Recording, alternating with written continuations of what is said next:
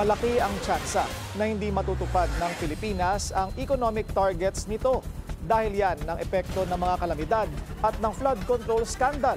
Ang detalye sa agenda report ni Paulo Barcelon. Malabo nang maabot ng Pilipinas ang target nitong 5.5 to 6.5% na GDP growth ngayong taon.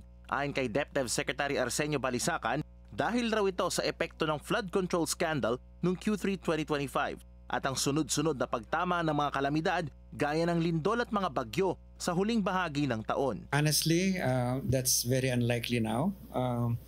We need to grow roughly 7% in the fourth quarter to achieve a 5.5 growth for the year. And given the situations and the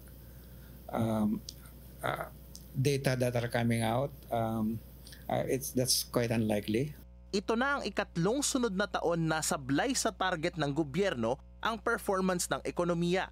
Sablay din at hindi umangat ng 6% ang GDP targets ng gobyerno mula pa noong 2023. At nito lamang third quarter ng 2025, bumagsak sa 4% ang GDP growth ng pamahalaan, ang pinakamababa mula ng pandemya. Tila balik ngayon sa drawing board ng pamahalaan, lalo na't ito ang host ng ASEAN Summit sa susunod na taon. Naniniwala din ng DepEd na isang mas pinalakas na Independent Commission for Infrastructure ay makakatulong para maibsan ng governance concerns na siyang nagpababa sa kumpiyansa ng mga investor sa bansa. Ayon pa kay Balisacan, hindi raw dapat basta-basta maniwala sa mga nagsasabing agad na magko-collapse ang ekonomiya.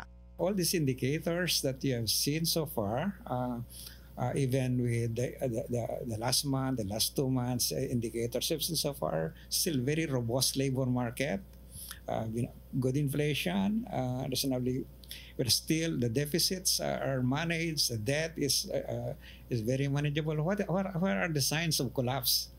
The growth has slowed down, yes, but that slowdown of growth does not mean collapse, right?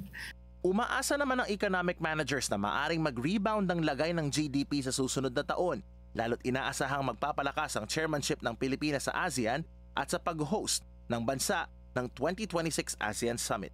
Para sa agenda, Paulo Barcelon, Billionaire News Channel.